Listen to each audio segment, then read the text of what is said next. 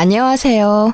저는 얼마 전에 똥을 밟고 크게 데인 뒤에 초대박을 맞은 30대 초반의 평범한 주부예요. 똥 같은 전 남편과 이혼 후 굉장히 다른 삶을 살고 있거든요.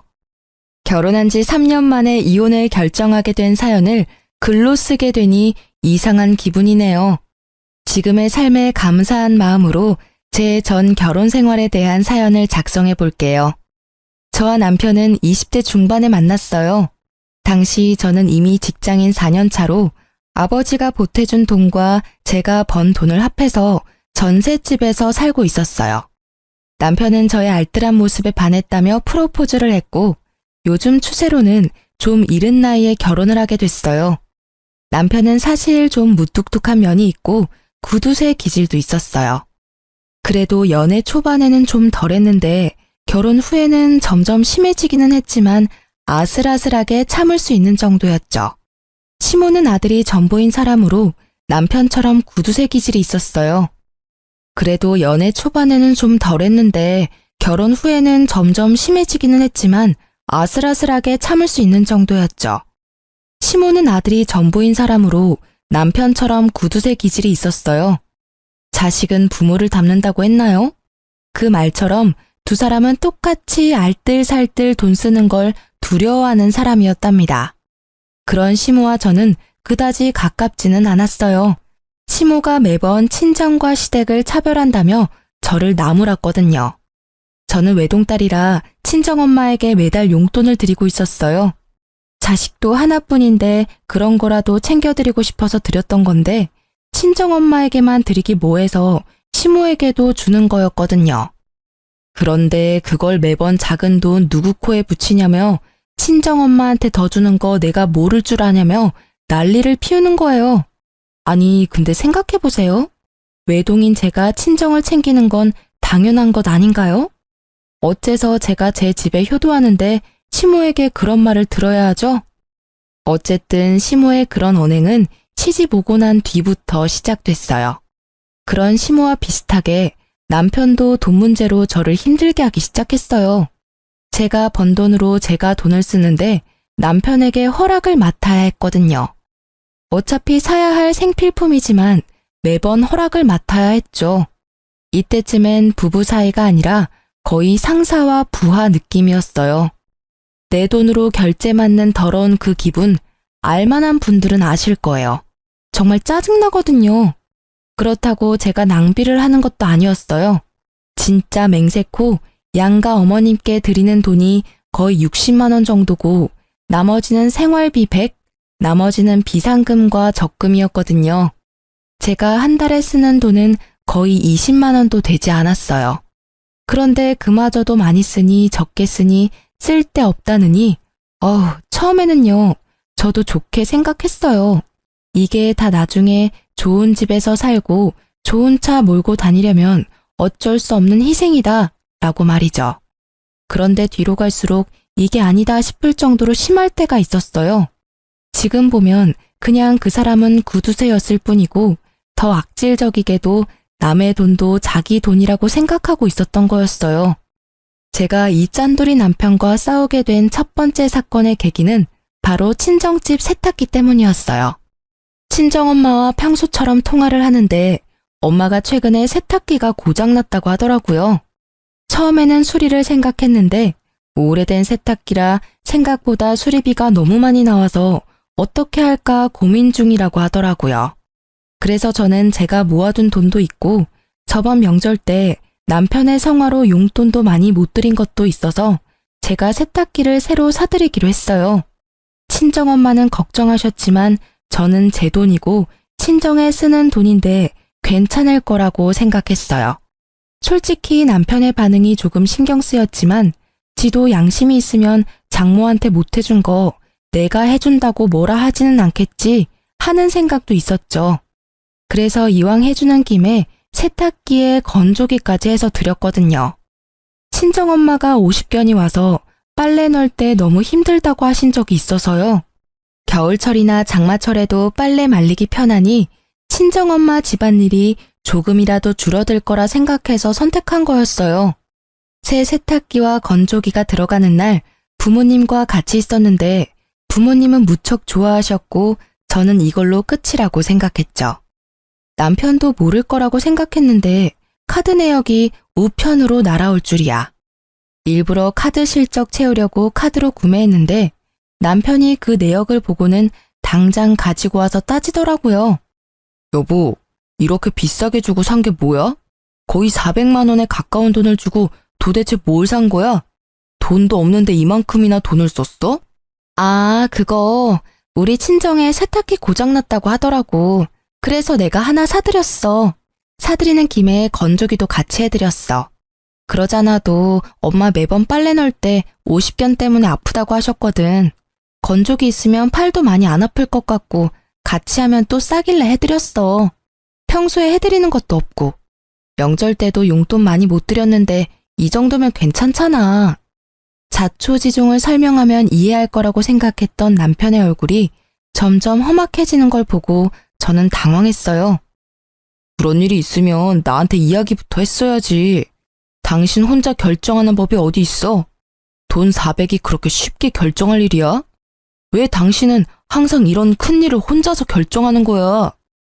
아니, 말이 좀 그렇네? 매번 그러는 것처럼 말하는데 이번이 처음이잖아. 그리고 쉽게 결정한 거 아니야. 나도 충분히 생각했고 필요하다는 걸 느꼈으니까 산 거잖아. 나는 당신이 왜 화를 내는지를 모르겠어.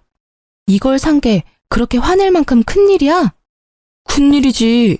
당신이 쓰는 돈은 우리 돈이기도 하다고. 상대방의 소비 규모를 파악하는 것도 중요한 일이고 지금처럼 당신이 과소비하는 일도 있으니까. 그리고 내가 화를 내는 건 당신이 처갓집만 챙겨서야. 세탁기는 우리 엄마가 쓰던 걸 처갓집에 줘도 되잖아. 차라리 우리 엄마한테 세탁기 새로 사드리는 게 나았을 텐데. 뭐? 그게 무슨 논리야? 참나, 우리 집이 거지야? 무슨 말을 그렇게 열받게 해. 왜 우리 집에 남이 쓰던 걸 써야 하는데? 그리고 내가 왜 멀쩡한 시댁 세탁기를 새로 해드려? 남이 아니잖아. 우리 엄마는 혼자 사용하고 계시니까 오래되긴 했어도 깨끗하다고. 그리고 우리 엄마라면 새로 사드려도 깨끗하게 오래 쓸 테니까 돈도 덜 들고 얼마나 좋아. 그게 뭐가 좋은 건데? 그러니까 당신 말은 우리 집은 더럽게 쓰고 어머님은 깨끗하게 써서 어머님께 새 세탁기를 해드리는 게 좋다는 이야기야? 오래 쓰면 그만큼 낡아져. 그걸 좋은 점이라고 하는 거야? 근데 좋고 나쁜 걸 떠나서 일단 기분이 더럽잖아, 기분이. 왜 화를 내? 다 아껴 쓰자고 하는 말이잖아. 그렇게 아껴야 우리한테도 도움되고. 그건 아끼는 게 아니지. 비루하게 사는 거잖아. 어차피 이렇게 하나 저렇게 하나 돈 드는 건 마찬가지야. 그리고 친정집 세탁기가 망가졌는데 시댁에 새 걸 해줘야 한다는 당신 생각이 미친 거지. 이번 세탁기 건조기는 다 내가 모은 돈으로 해드린 거잖아. 자기한테 돈 달라고 한 적 있어? 내가 알아서 다 했고 이미 집에 들어가 있고 환불 안 되니까 앞으로 이 이야기는 꺼내지도 마. 알 같지도 않은 소리를. 그래서 시댁에는 새 거 하나 안 해주겠다 이거지? 봐, 매번 똑같아. 넌 언제나 너희 집과 우리 집을 차별해. 그게 눈으로 보이니까 매번 간섭하게 되는 거야. 매번 처갓집에 새 것만 해주고 싶어서는. 그리고 넌 며느리면서 시어머니 몸 안 좋아서 골골대는 건 안 보여? 우리 엄마도 몸 안 좋아. 너희 엄마만 엄마야? 어머님 몸 아픈 걸 왜 나한테 이야기해? 아프시면 병원 가면 되지. 멀쩡한 세탁기를 그것 때문에 바꾸겠다면 자기가 아들이니까 자기 돈으로 바꿔드려. 그럼 되겠네. 그 생각 자체가 문제라고. 처가에 네 돈을 썼으면 우리 집에도 네 돈을 써야지. 그게 진짜 차별 없이 대우하는 거 아니야? 와, 진짜 웃긴다. 그럼 양가에 돈 한 푼 안 주는 당신은 차별이 없는 거야? 그리고 차별하는 거 아니라고 분명히 이야기했어. 매번 일할 것도 없고. 이렇게 큰 금액 나간 거 이번이 처음이라고. 용돈도 양가 부모님께 똑같이 내 돈으로 드리고 있다고. 당신이 줄 것도 아닌데 왜 자꾸 나한테 뭐라고 하는데?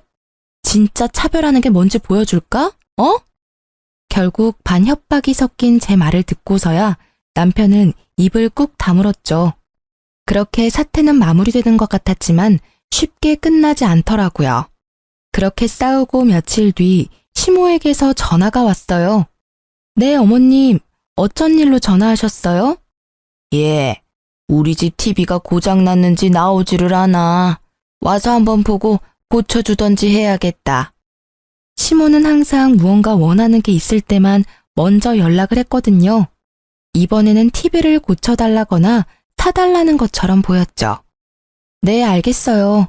제가 남편에게 잘 전해놓을 테니 조금만 참으세요. 그렇게 저는 시모의 전화를 끊고 바로 남편에게 전화를 걸었어요. 여보, 어머님이 집 TV가 망가졌다고 전화 오셨던데 와서 봐달라고 하시는데 수리가 될까 모르겠네. 워낙 오래된 TV라. 그래서? 그래서라니. 가서 한번 봐드리고 와. 내가 가서 고쳐지는 것도 아닌데 내가 왜 가?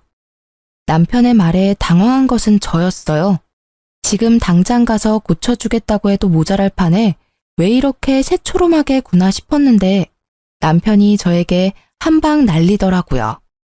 당신이 당신 돈으로 엄마네 TV 바꿔주면 되잖아. 차별하지 않는다고 했으니 그렇게 해줄 거지?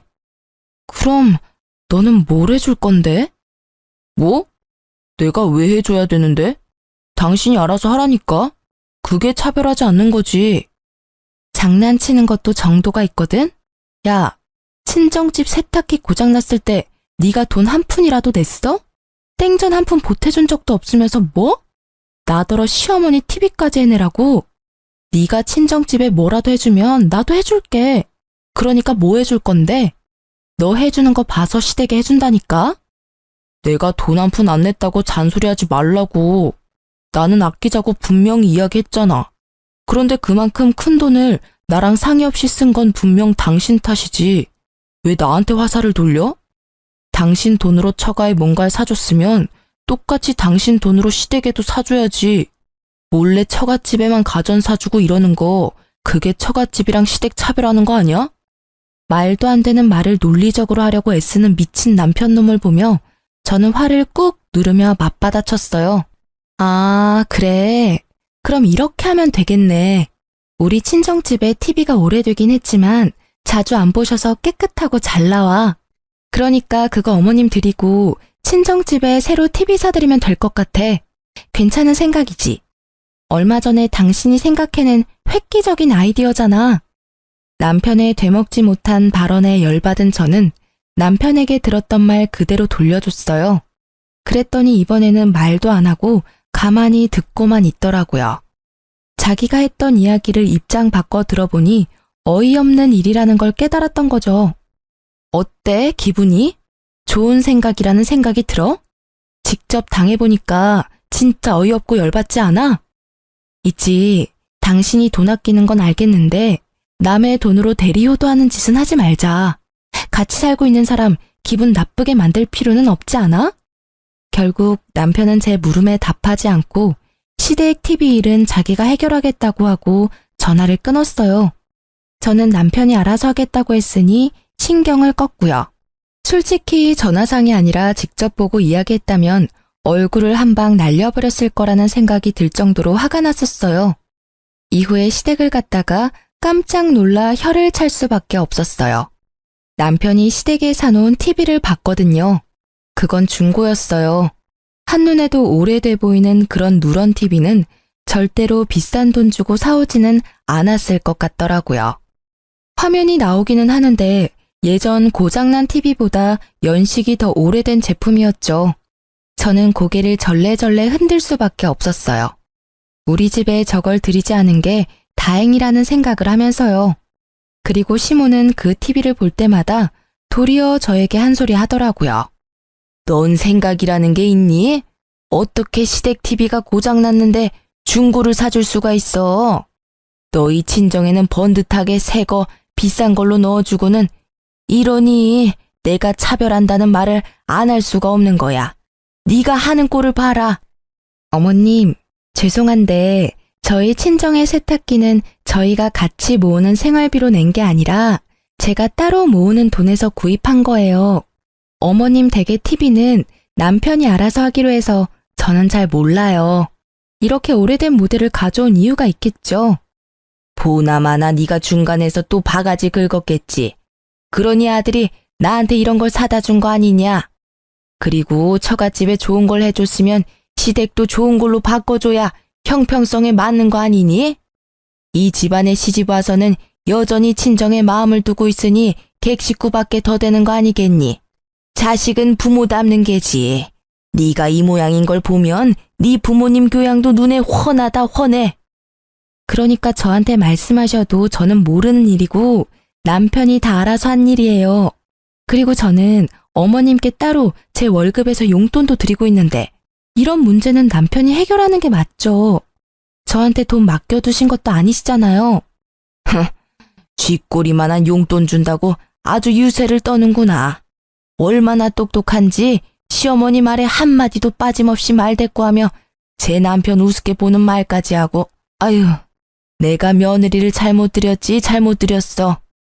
저는 시모가 왜 저한테 이러는지 이해가 안 가더라고요. 아니, TV를 중고로 사다 준 건 남편인데 왜 저를 혼내는 거죠? 그렇지만 남편이 사준 거라고 했더니 그 뒤에 그 이야기를 더 하지는 않았어요. 그렇게 이야기가 잘 정리되나 싶었는데 그리 쉽게 되지는 않더라고요. 남편의 구두쇠 기질은 날이 갈수록 더 심해졌어요. 그리고 그만큼 저도 시달리는 일이 많았죠. 물티슈 쓰는 것부터 물 사 먹는 것까지 간섭하며 저를 낭비하는 사람처럼 몰아가더라고요. 그래도 마음을 다잡아 보려 했는데 더 큰일이 터져버리고 말았어요. 그날은 주말이라 오랜만에 부부둘이 같이 느긋하게 시간을 보내고 있었어요. 평소에는 둘 중 한 명이 야근으로 늦는 일이 많아 서로 얼굴 보기가 쉽지 않거든요. 늦잠을 자고 일어나려는데 전화가 울리더라고요. 친정엄마였어요. 여보세요? 엄마, 무슨 일 있어? 목소리가 왜 이렇게 갈라졌어? 얘, 어떡하니? 네 아빠 상태가 위독하대. 의사 말로는 오래 못 갈 거라고 하는데? 상태가 그렇게 많이 안 좋대? 좋은 약이라도 좀 써보라고 내가 의사쌤한테 말해볼게. 이미 그 단계는 이미 지나서 효과가 없을 거라고 말하더라. 그래도 원하면 써보긴 할 텐데 지금은 의미가 크게 없다고. 그래서 이렇게 손 놓고 기다려야 하는 거야? 좋아지기를 바라지만 아무리 봐도 상태가 안 좋아. 너도 나도 마음의 준비를 해야 한다고 선생님이. 울지 마. 지금 내가 갈게. 잠깐 기다리고 있어봐. 아니야, 됐어. 어차피 와도 너 못 들어와. 보호자 한 명만 특정 시간에 들어올 수 있대. 임종 때는 가족들 와서 봐도 된다고 하지만 아버지도 아버지지만 엄마가 걱정돼서 그러지. 병원비도 많이 나왔을 건데. 딸, 병원비는 걱정하지 마. 네 아버지가 보험을 잘 들어놨더라고. 아, 그러고 보니 네 아버지가 오늘 사망보험금 이야기하더라. 사망보험금? 커진 제 목소리에 남편 얼굴이 저를 향했어요. 저는 남편에게 아무것도 아니라는 제스처를 취한 채 다시 친정엄마와 이야기를 나눴죠. 그래, 사망하면 수령을 어떻게 해야 하는지 잘 알아보라고 하던데. 수령인이 나로 되어 있는데 네가 가서 받을 수 있는 방법이 없는지 좀 알아봐 줄래? 법정 상속인으로 되어 있으면 너도 상속인에 해당돼서 받으러 갈 수 있지 싶은데 내 이름으로 되어 있어서 어떻게 해야 할지 모르겠구나. 그래? 그럼 내가 보험회사 전화해 볼게. 수령인이 법정 상속인이 아니라 특정 사람으로 지정되어 있을 때 가족인 다른 사람이 수령하려면 어떻게 해야 하는지 물어보면 되지? 그래, 네 아버지가 미리 알아봐 놓으래. 어지간히도 우리가 걱정되시나 보다. 아무것도 못할까 봐. 당신 몸이나 걱정해야 할 때 왜 우리 걱정을 하는지. 또 흐느끼는 친정어머니를 달래며 화장대 앞에 거울을 보고 있었는데 남편 눈빛이 묘하게 반짝이는 걸 느꼈죠. 뭔가 찝찝한 느낌이 들어서 전화를 끊고 남편에게 물었어요. 아까 전에 전화할 때 왜 그렇게 빤히 쳐다본 거야? 어? 이제 좀 있으면 장모님 생신이잖아. 안 좋은 일도 있으신데 생일이라도 좀 좋은 날 되셨으면 싶어서 선물 하나 드리려고 하는데 뭘 해드리면 좋아하실까? 갑자기 무슨 일로? 해마다 식사하고 용돈 조금 드리고 그게 일상이잖아. 선물하려고 할 때마다 경기하면서 안 된다고 한 사람이 무슨 선물은? 이번에는 좀 다르잖아. 어머님도 많이 힘드시니까 기운 차릴 만한 일도 있으셔야지. 잘 생각해봐. 어머님이 좋아하실 만한 걸로. 그럼 명품 가방이라도 드릴까? 정말로 별 생각 없이 던진 말이었어요. 남편이라면 절대로 받아들이지 않을 물건이라고 생각했거든요. 그렇지만 남편이 센 척 나오니 저도 그냥 센 척하고 싶었던 것뿐이랄까. 진짜 아무 생각 없이 던진 말이었는데 그런데 이게 무슨 일인지 갑자기 남편이 알겠다고 하더라고요. 그래, 그걸로 사드리자. 내가 봐서 사올게. 진짜로 사드릴 거야? 그래, 지금이라도 사위 노릇 해야 하지 않겠어? 힘드신데 옆에서 지탱하지 못하면 마음이라도 전달해야지. 그 말에 당황한 것은 저였어요. 이런 사람이 아닌데? 그런 걸 사볼 생각조차 하지 않는 사람인데 말이죠. 이때까지 저는 남편이 말만 그렇게 하고 사오지 않을 거라고 생각했어요. 그런데 그 바로 다음 날 남편이 진짜 가방을 사왔더라고요.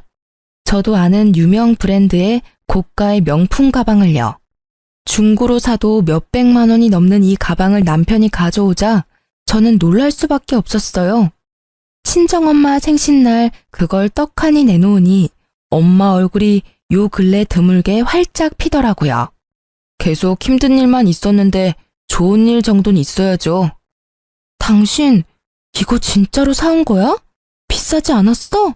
무슨 돈으로 이런 걸 산 거야? 한 1,000만 원 정도 주고 샀는데 살 때 이렇게 큰 돈 주고 물건을 사본 적이 처음이라 후덜덜 떨리더라고. 하며 남편이 너스레를 떠는 모습을 보며 저는 진심으로 남편에 대해 고마움을 느꼈어요. 그것이 고가의 가방이 아니라 하더라도 그 마음은 진심이었어요. 어머니가 힘들어하는 시기에 하나뿐인 사위와 딸이 맛있는 식사 대접에 마음을 다독여줄 따뜻한 선물을 해준다는 건 너무나 환영할 만한 일이니까요. 저는 그런 남편에게 진심을 담아 말했어요. 여보, 고마워. 엄마가 기운을 조금 차리신 것 같아서 나도 기분 좋아. 당신이 명품 가방 해준 것만큼 나도 잘할게. 뭘, 해야 할 일을 했을 뿐인데 너무 신경 쓰지 말고 장모님 잘 지탱해드려. 자주 만나 뵙고 연락도 하고 말이야. 그렇게 친정엄마 생신이 훈훈하게 끝나는가 했는데 그 다음날 시모에게서 시댁으로 오라는 연락을 받았어요. 무슨 일인가 하고 갔더니 시모가 노발대발하며 저를 잡아먹을 것처럼 노려보더라고요. 네가 네 남편을 어떻게 요리를 했길래 그런 비싼 가방에 돈을 들이도록 만들었어? 말해봐. 네가 뭐라고 시켰으니까 나한테는 생전 선물도 안 해준 명품 가방을 처갓집에다 갖다 바친 거 아니야. 차별한다 내가 말했지만 이렇게 티가 나도록 나를 무시할 줄은 몰랐구나. 알고 보니 저희 엄마 카톡 프로필이 수정된 걸 보고 시모가 개거품을 문 거죠. 사위가 선물해준 가방. 그리고 사진에는 선물 받은 가방 사진이 떡하니 있었죠. 저는 당황했어요. 사실 처음에 뭘 사줄까 하고 물었을 때 명품 가방이라고 대답한 건 저였으니까요. 솔직히 진짜 사올 줄 누가 알았겠어요? 그러니 저도 시모에게 미안한 마음이 들더라고요. 어머님, 진정하세요. 그 가방은 저희 어머니 생신 선물로 이이가 선물해준 거라. 어머님 생신 때는 제가 예쁜 걸로 사드릴게요. 생일까지 어떻게 기다리니? 그리고 너희들 진짜 이러는 거 아니다. 내가 돈 때문에 명품 가방 때문에 이러는 거 같지? 아니야. 이런 사진 보면서 남편 없는 내 신세가 서럽고 자식이며 며느리한테도 홀대받는 내 인생이 불쌍해서 아이고. 말릴수록 더 심하게 과장되게 울고불고 하는 시모를 남편은 팔을 잡고 끌고 나가려고 했어요. 어머니, 잠깐 나가서 이야기해요. 조용한 데서 이야기 좀 하자고요. 놔, 내 전연한테 직접 들어야겠어. 너를 어떻게 구워 삶았길래, 제발요. 따라오세요. 결국 시모를 끌고 가다시피 한 남편은 시모와 집 밖으로 나갔어요. 저는 걱정이 됐어요. 말주변 없는 저 사람이 제대로 말을 전달할 수 있을까 하고요. 정말 작은 걱정이었지만 이때는 너무 미치겠더라고요. 말 한마디에 진짜 시모의 분노를 살 수 있으니까요. 그래서 몰래 저도 나가서 이야기를 들으려고 했는데 마침 베란다 문이 열려 있더라고요. 시댁 집이 2층이라 당장 베란다 쪽으로 나가서 몸을 기울였어요. 처음에는 소곤거리는 소리라 안 들렸는데 최대한 집중하니까 잘 들리더라고요. 장인어른이 지금 위독하신데 곧 돌아가실 것 같아요. 근데 보험을 빵빵하게 들어놓으셨는지 사망보험금이 어마어마하더라고요. 나중에 그거 타면 어머니한테 더 좋은 거 해드릴 테니까 조금만 참아요. 예? 와이프 외동딸이잖아. 장모님이 받아도 반은 와이프 몫이거든요. 그러니까 지금은 참으시라고요. 그 돈 들어올 때까지만. 그래? 아이고 잘 됐네. 쓸모도 없는 며느리 이제야 쓸 일이 생겼어. 잘 됐다 얘. 보험금 타면 그걸로 팔자 피는 건 순식간이야. 그 집안에서 너희 결혼할 때 해준 거 하나도 없더니 죽을 때가 되니 도움이 되는구나. 너도 이제 팔자 피는 거야. 잘 됐어. 저는 제 귀를 의심했어요. 내가 들은 게 진짜 현실인가? 이건 꿈이 아닌가? 하는 생각이 들 정도였죠. 두 사람이 돌아오는 소리가 들려 저도 불이 나게 현관으로 달려나갔죠. 열이 받아서 두 사람에게 한 소리 하려고 결심하던 차에 친정엄마한테 전화가 왔어요.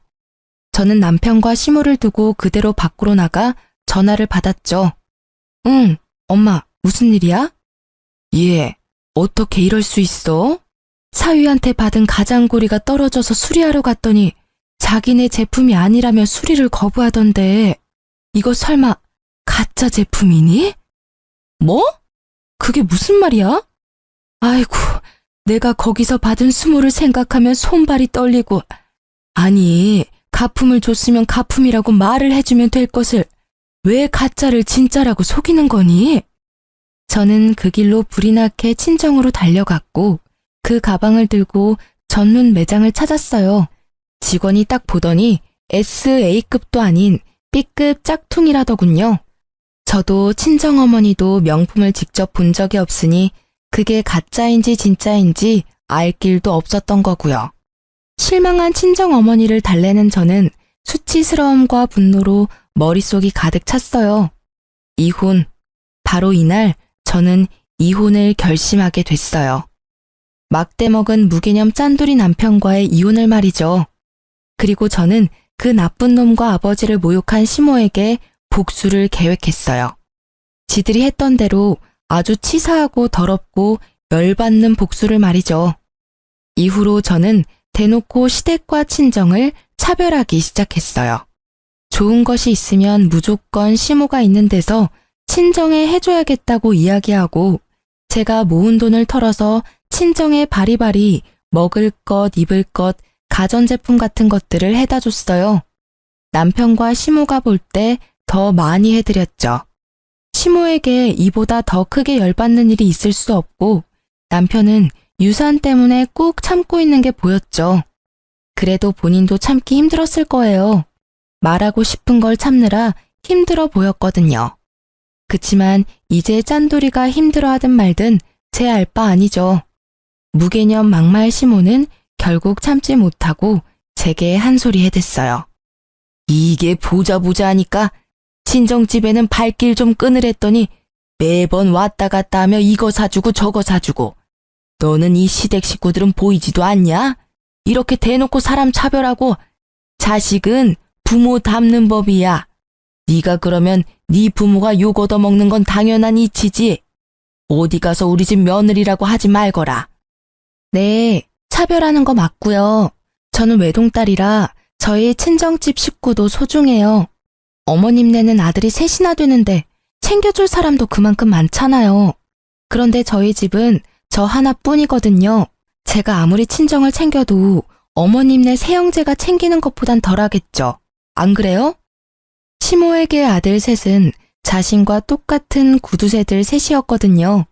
그러니 용돈도 저만 드리고 있었고 나머지 형님들은 용돈 자체도 드리지 않더라고요. 그러니 제가 친정에 해주는 것들이 부러울 법도 했던 거죠. 그래서 힘껏 빈정거려줬어요. 그것도 아들 못 낳은 너네 엄마 팔자지. 그럼 아들을 든든히 낳았어야지. 이렇게 남의 집안 며느리로 들어온 딸에게 이거 사달라 저거 사달라. 너희 집안도 참 사람들이 베어먹지를 못했어. 결국 친정집을 걸고 넘어지는 시모에게 저는 대놓고 두 아주버님 흉을 좀 봤어요. 아, 그래서 어머님은 두 아주버님한테 잘 대접받고 계시나요? 연락도 자주 안 하시는 것 같던데. 형님들도 연락 없으시잖아요. 하긴 그것도 어머님 팔자시죠. 어머님이 매번 자식은 부모 닮는다고 하셨는데 그 말이 딱 맞네요. 두 아주버님도 어머님을 똑 닮으셔가지고 참 야무지세요. 그죠? 뭐? 인연이 이거 아주 못하는 말이 없네. 이제 막가기로 결정한 거니? 이 싸가지가 없는 년, 막 떼먹은 년. 어디서 이런 벼락 맞을 년이 집안에 들어와가지고 불쌍한 친정집 챙겨주느라 시모 고생하는 건 눈에 보이지도 않지? 네 남편을 본받아. 장모 눈치 보느라 그 비싼 가방까지 해주고. 가방 이야기에 빡친 저는 웃으며 시모에게 말했어요. 저도 가방 사드릴게요. 그럼 됐죠? 그리고 며칠 뒤 시모의 생일날 저는 정말로 가방을 샀어요. 물론 짝퉁으로요. 생일날 그 가방을 받고 좋아하는 시모의 얼굴에 어찌나 기분이 좋던지 조만간 그 얼굴이 일그러질 걸 생각하며 저는 싱긋 웃었어요. 남편놈은 본인이 장모에게 해준 가방 때문에 제가 시모에게 가방을 선물해줬다고 생각하고 있더라고요. 뭐 반쯤은 맞는 말이었죠. 짝퉁 선물에는 짝퉁 선물로. 저는 얼른 그게 가짜라는 걸 알아차리도록 하기 위해서 일부러 시모의 가방 지퍼 부분을 잡고 확 뜯어버렸어요. 시모에게 수리를 하셔야 할 것 같다고 구매처 장소까지 똑똑히 알려드렸죠. 그리고 며칠 뒤 수리하러 갔다 씩씩거리며 집으로 돌아온 시모의 모습에 저는 시치미를 뚝 떼고 앉아 있었어요. 너 나한테 감히 가짜를 줬어? 어떻게 할 거야? 그 명품점에서 내가 이런 수치를 당하고. 예, 너 네 와이프가 나한테 가짜 가방을 준 거 알고 있었니? 당신 뭐 하는 짓이야? 어머님 생신에 가짜 가방을 선물하면 어쩌자는 거야? 진짜 개념도 없고 생각도 없구나. 내가 장모님께 해준 게 얼만데 이런 식으로 은혜를 원수로 갚아. 은혜 같은 소리하고 자빠졌네. 야, 다른 사람은 다 나 욕해도 당신이랑 어머님은 나 욕하면 안 되지. 당신이 했던 짓이 있는데 나를 탓하는 건 웃기지 않아? 뭐라는 거야, 얘가? 어머님, 모르셨어요? 댁의 아드님이요. 장모한테 B급 가짜 가방을 줬더라고요. 생신 선물로요. 그래놓고는 명품 가방이라고 속이고는. 그래서 저도 어머님한테 똑같이 드린 거예요. 저희 어머니가 받았던 것처럼 짝퉁 가방으로요. 아드님이 뿌린 대로 거둔 거니까 불만은 없으시죠? 그거 언제 알았어? 아니, 그건 다 이유가 있어서. 그 이유는 알고 싶지도 않아. 짝퉁? 그것도 괜찮아. 처음부터 가짜라고 이야기했으면 차라리 나았어. 돈 없지만 다음에는 진짜를 사주겠다고 이야기했다면 우리 형편에 아쉽지만 어쩔 수 없다며 좋게 넘어갔을 일이지. 그런데 당신은 그걸 숨겼어. 아니, 거짓말을 했지. 1,000만 원이 넘는 가격으로 산 것처럼 사기를 쳤어. 자기 장모한테 말이지. 이 사기꾼. 서슬퍼런 제 모습이 처음인지라 남편과 시모는 놀란 눈치였어요. 그런 남편의 모습에 저는 한 방 더 먹여주기로 했어요. 그리고 한 가지 더 말해주는데 그 일 덕분에 우리 엄마가 괘씸해서라도 나한테는 아버지 보험금 안 주겠대. 어차피 지정수령이니라 엄마한테 다 가는 거라 나는 한 푼도 못 받는다고. 뭐? 그게 무슨 말이야? 당신도 법정 상속인인데 왜 못 받아? 나도 몰라? 아니면 우리 엄마한테 직접 물어볼래? 진짜로 안 줄 생각인 건지. 남편 놈이 진짜로 급했는지 친정엄마한테 곧바로 전화를 걸더군요. 그 탐욕 가득한 눈빛이 어찌나 한심하던지 물어보랬다고 그걸 전화하는 저 뻔뻔함에 치를 떨었죠. 어머님, 저 한 가지만 여쭙겠습니다. 혹시 와이프는 장인어른 사망보험금 못 받습니까? 그래, 자네는 우리 집을 뭐라고 생각하는 겐가? 자네 장인 사망보험금은 이 집에서 알아서 할 일이야. 자네가 신경 쓸 일 아니지. 나는 지금 자네에게 크게 실망했어. 이런 무례한 전화도 그 중에 하나지. 더 이상 할 말 없으니 이제 더 이상 나한테 전화하지 말게. 미리 친정엄마와 계획해둔 거였어요. 아버지의 사망보험금이 사라진다면, 내 몫이 사라진다면 이 짠돌이가 어떻게 나올까 하고 아마 분명히 높은 확률로 제가 바라던 말을 해줄 거라고 생각했어요. 그리고 제 예상이 맞았어요. 남편의 절박하던 얼굴은 금세 뻔뻔하게 바뀌더라고요. 그 얼굴에는 미안함도 부끄러움도 없었어요. 당신이 사망보험금 못 받는다면 나랑 같이 살 필요 없어. 우리 이혼해.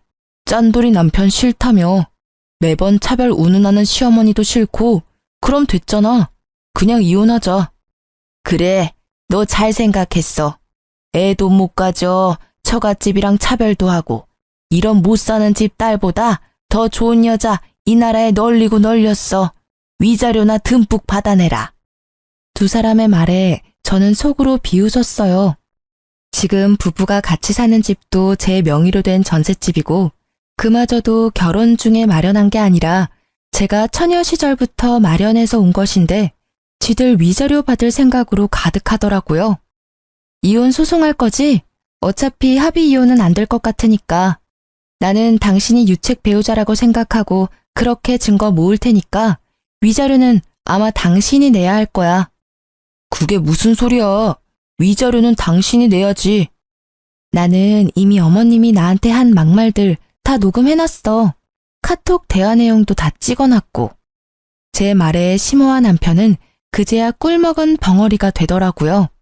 그 뒤에 남편은 자기가 불리해질 것 같으니 뒤늦게 울며 불며 인정에 호소하며 매달렸지만 저는 냉정하게 뿌리쳤어요. 보험금 못 받는다니 냉큼 이혼하자던 놈이 이제 와서 무슨 낯짝으로 다시 매달리는지. 결국 이혼 소송은 역시 저의 승리였어요. 그리고 그 판결 이후 친정아버지가 돌아가셨죠. 친정엄마는 이혼한 제게 사망보험금의 반을 나눠주고 저는 보험금과 위자료, 전세금을 합해서 아주 좋은 집을 계약했어요.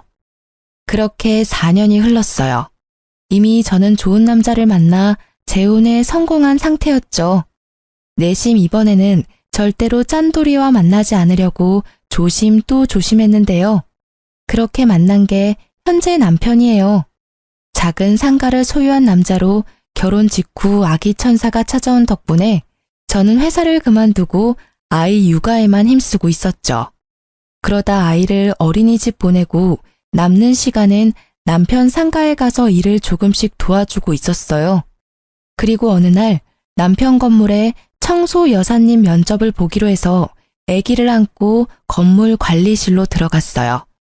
그 안에는 면접을 보기 위해 온 연세 지긋해 보이는 여사님들이 계시더라고요. 그리고 고개를 돌리다가 저는 익숙한 얼굴과 마주쳤어요. 바로 전시모였어요. 전시모는 제 모습을 보더니 제가 이곳에 면접 보러 온 줄 아시더라고요. 아이고, 어디서 남자 하나 꼬셔서 애 낳고 살고 있니? 세상에, 이런 청소하는데 올 정도면 네 팔자도 망한 거나 다름없구나. 여자 팔자는 남자를 잘 만나야 펴는 법인데 네가 만난 남자가 얼마나 못났으면 이런 데를 와? 우리 아들이랑 헤어지고 어떻게 사는지 척보니 알만하구나. 그러게 왜 그 난리를 치며 이혼까지 해가지고는 내가 무어라 말하기 전에 먼저 치고 나오더라고요. 저는 아무 말 없이 그냥 듣고만 있었어요. 그냥 웃겼어요. 자기 처지도 모르고 여기 와서 잘난 체 하는 게 제 무덤 열심히 파고 있는 모양이더라고요. 그래도 애는 하나 낳아줬나 보네. 우리 애가 너한테서 애 보기 싫어서 애를 안 가진 거 아니니? 잘했지. 애라도 있었으면 얼마나 울고 먹었을 거야? 애 있다고 양육비 내놓으라 어쩌라 했겠지. 애가 없는 게 얼마나 다행인지. 아무 말 없는 거 보니 너도 네 처지가 부끄럽긴 한가 보네. 그렇게 말하던 전시모의 눈이 제가 들고 있던 가방을 향하더라고요. 남편이 사준 브랜드 제품 가방이었는데 그걸 보고 피식 웃더라고요. 나쁜 버릇 또 나왔구나. 청소나 하러 다니는 주제에 가짜 명품 가방을 들고 다니니? 나한테 짝퉁 가방 선물할 때부터 알아봤어. 그것도 가짜지? 줘봐. 그때 내가 당한 수치를 생각하면 지금도 화가 가라앉지를 않아. 그러면서 제 가방을 뺏어갔어요. 가방을 험하게 다루며 상처를 내길래 제가 말해줬어요. 그거 가품 아니고 진품이에요. 이미 가죽에 기스가 났네요. 수리 비용 주실 거죠? 이거 수리 안 되면 하나 통으로 사주셔야 하는데 그 정도 능력은 있으신 거겠죠? 하긴 아드님이 셋이나 계시는데 그 정도 돈 없겠어요? 제가 차분하게 웃고 있으니 전시모도 약간 이상하게 생각한 듯 하더라고요. 제 가방이 바닥에 내팽겨쳐질 때 마침 관리실 문이 열리면서 관리 직원이 인사를 하러 나왔죠. 아이고 사모님, 왜 거기서 계세요? 여기 안쪽으로 와서 앉으세요. 사모님? 저는 전시모가 바닥에 떨군 가방을 들어 먼지를 툭툭 털어냈죠. 고개를 드니 전시모의 얼굴이 새하얗게 질린 게 보이더라고요. 그제야 상황 파악이 된 것 같더라고요. 제가 일하러 온 사람이 아니라는 것과 자신이 던져버린 가방이 가품이 아닌 진품이라는 걸요. 네, 제가 사모님이고 오늘 이 건물 청소 여사님 구하는데 지금 남편이 면접 좀 봐달라고 해서 온 거예요. 일단 한 분씩 안쪽 방에서 면접 볼게요. 저희는 연이 있으니 먼저 면접 봐드릴게요. 안으로 들어오세요. 저와 전시모가 관리인 방으로 들어갔어요. 따라오지 않을 줄 알았던 시모가 놀라서 그런지 아무 생각 없이 순순히 따라 들어오더라고요. 저희는 가족처럼 함께 일할 여사님을 구해요. 월급도 근처 분들보다 더 쳐드릴 건데 그만큼 열심히 해주셔야 되고요. 개인적으로는 꼭 맡아서 해주셨으면 좋겠어요. 이제껏 알뜰하게 사시는 걸 제가 잘 봤잖아요.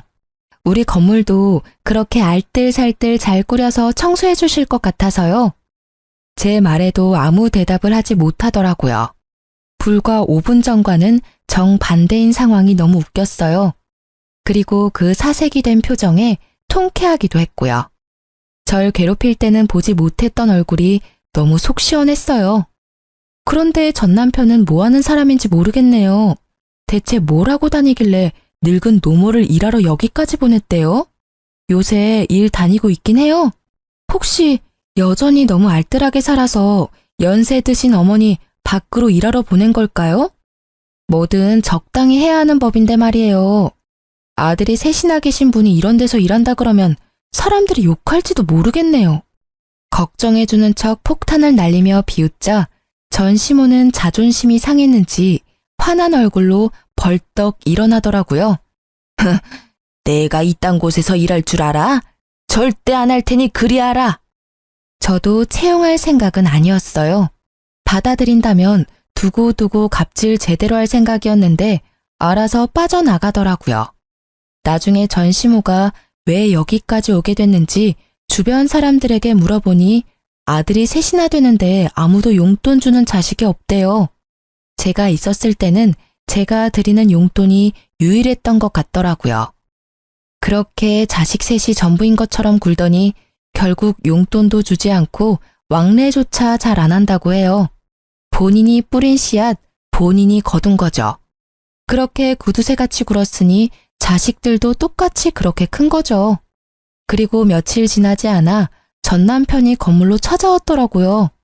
저는 시모가 건물에 해코지하지 않을까 매일 나와보고 있었기에 그 사람이 왔을 때 딱 마주쳤죠. 너 잘 만났다. 야, 너 나한테 사기를 치고 이혼을 해? 너 보험금 못 받는다더니 다 받아 처먹고 나한테는 거짓말을 해? 왜 그게 잘못됐어? 나도 내 재산 지킬 필요가 있어. 네가 욕심내서 우리 아버지 보험금 노리는 거 모를 줄 알았어? 간도 크지.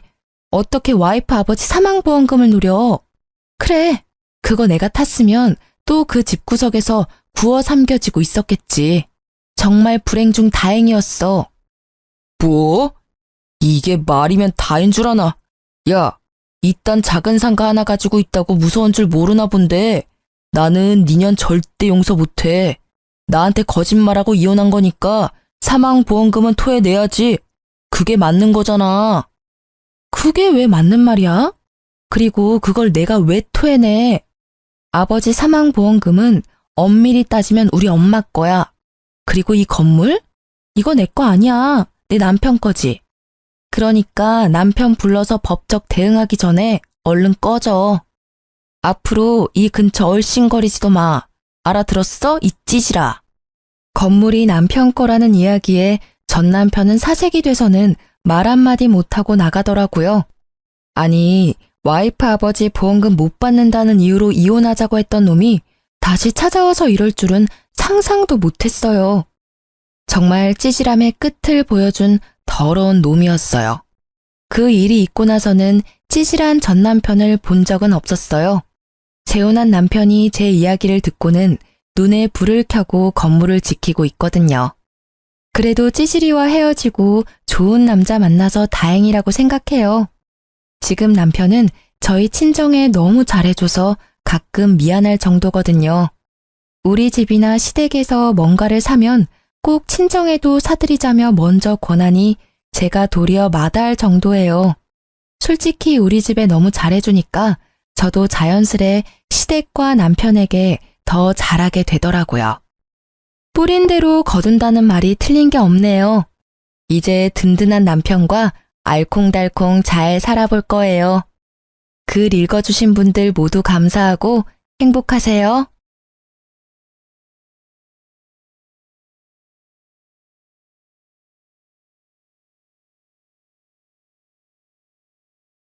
안녕하세요.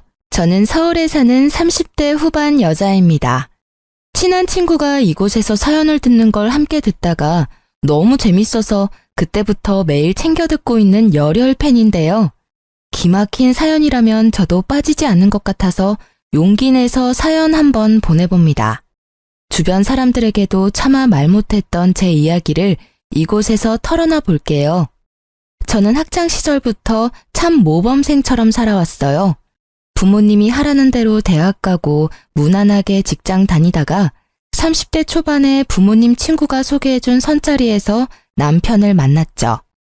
남자도 많이 사귀어보지 못해서 어떤 남자가 제대로 된 남자인지 알지도 못하고 그냥 부모님 통해 소개받는 거니까 괜찮겠다고 생각했어요. 아무래도 어른들이 괜찮다고 하니 등 떠밀려 나간 것도 없지 않아 있었죠. 남편은 대기업에 다니고 있었고 집안이 괜찮았어요. 시아버지가 고위 공무원이어서 윤택하게 살아온 티가 나더라고요. 저 역시 아버지가 오랫동안 사업을 하셔서 나름 넉넉한 환경에서 자랐거든요. 사실 선짜리 꽤 나왔는데 영 마음에 차지 않았거든요. 선영 씨는 외모도 집안도 저와 딱 어울리는 게 드디어 제 인연을 만났나 봅니다. 처음 만나서 남편이 이렇게 말을 하더라고요. 똥인지 된장인지 구분도 못하던 저는 이런 말을 듣고도 그냥 칭찬인갑다 하고 넘어갔죠. 제가 무슨 액세서리도 아니고 뭘 잘 어울려야 되나요? 그때부터 여자를 어떻게 생각하는지 딱 보였던 건데 어릴 때의 전 바보같이 알아보지 못한 거죠. 그렇게 남편의 적극적인 대시로 사귀게 되었고 집안에서 맺어준 거나 다름없어서 결혼식까지 일사천리로 진행되더라고요. 이렇게 든든한 사돈과 한 집안으로 만나게 돼서 참 좋습니다. 앞으로 두 집안 잘 지내봅시다. 우리 선영이가 부족한 점이 많습니다. 실수를 해도 어여삐 여겨주세요. 아유, 걱정 마세요. 이렇게 예쁘고 참한 며느리를 봤는데 뭘 해도 이쁘죠. 양가 부모님도 서로 참 잘 대해주셨고 결혼식에 양가 손님들도 참 많이 왔었어요. 사실 남편을 너무 사랑해서 한 결혼은 아니었고 나이가 차서 떠밀리듯이 했던 결혼이었기 때문에 결혼식 하면서도 실감은 잘 안 나더라고요. 신혼 초까지만 해도 별 문제는 없었어요. 남편도 다정했고 시부모도 쿨하게 잘 대해줬죠. 연락을 자주 하지도 않았고 시댁도 한 달에 한 번 정도 갔던 것 같아요. 좀 거슬리는 게 하나 있다면 남편의 여동생이었죠. 1년 전에 이혼해서 시댁에서 얹혀 살고 있었는데 시댁에 갈 때마다 시누이 노릇을 하려고 해서 슬슬 짜증이 나더라고요. 언니는 어떻게 밥 한 번 안 차리고 매번 먹고 쏙 가요? 며느리 노릇을 전혀 안 하네. 결혼하고 직장도 관둬서 할 일도 없잖아요. 자주 와서 며느리 노릇 좀 해야죠. 내가 요리를 해본 적이 없어서 해도 맛 없을 거예요. 그리고 어머님도 직접 하시는 건 아니잖아요. 밖에서 사오거나 주문하시는 것 같던데. 아니에요? 아이 참. 그러니까 언니가 좀 와서 밥 좀 하라고요. 난 집밥이 먹고 싶은데 엄마가 밥을 안 하잖아요. 새언니 생겼는데 뭐 득보는 게 하나도 없네. 제가 아가씨 밥 해주려고 결혼한 것도 아닌데 말을 좀 이상하게 하네요. 아가씨가 애도 아니고 밥 먹고 싶으면 직접 하면 되죠. 아유, 얘, 너 새언니한테 왜 그래? 귀한 집에서 곱게 자랐는데 요리를 해봤겠어? 너도 요리한 적 없잖아. 새언니는 너보다 더 귀하게 자랐어. 야, 넌 언제 집 구해서 나갈 거야? 바람 펴서 이혼당하게 자랑도 아닌데 나 같으면 쪽팔려서 방 밖으로 나오지도 못하겠다. 아, 지나 잘할 것이지. 뭔 시누이 노릇을 하려 그래? 예, 말하지 말랬지. 동네방네 아주 자랑을 하지 그러냐? 저는 왜 이혼했는지 몰랐던 터라 시모가 깜짝 놀라서 남편 입을 막더라고요. 시누이도 얼굴이 벌개져서 방문 쾅 닫고 들어가 버리고요. 1년 만에 바람 펴서 이혼당한 거라니. 안 그래도 마음에 안 들었는데 시누이를 곱게 볼 순 없겠더라고요. 결혼 생활은 5년간 순탄하게 흘러갔어요. 전 결혼하자마자 직장을 관두고 전업주부로 지냈는데요. 남편이 아이를 원해서 저도 노력을 꽤 했어요. 나이도 젊은 편이니까. 사실 몇 달만 시도하면 임신이 금방 될 거라고 생각했었는데요. 인생은 마음대로 안 된다고 임신이 잘 되지 않더라고요. 시댁도 남편도 아기를 바라는 눈치였지만 제 앞에서 드러내고 말을 하진 않았죠. 대신 시모는 임신이 잘 된다는 한약을 꾸준히 보내주더라고요. 초반에야 고마웠지만 거의 3년을 한약을 먹으니까 한약 봉지만 봐도 진저리가 쳐졌죠. 모자랄 것 없는 제 인생에서 가장 힘든 시기였던 것 같아요. 아기만 생기면 모든 게 완벽할 것 같은데 누구보다 아기 낳고 잘 돌봐주고 잘할 수 있는데 임신이 안 되니까 자존감도 바닥이고 너무 힘들었죠. 그러던 어느 날 드디어 저의 인생을 송두리째 바꿔버릴 사건이 일어나게 되었어요. 아직도 전화를 받던 그날 아침이 또렷이 떠오르네요.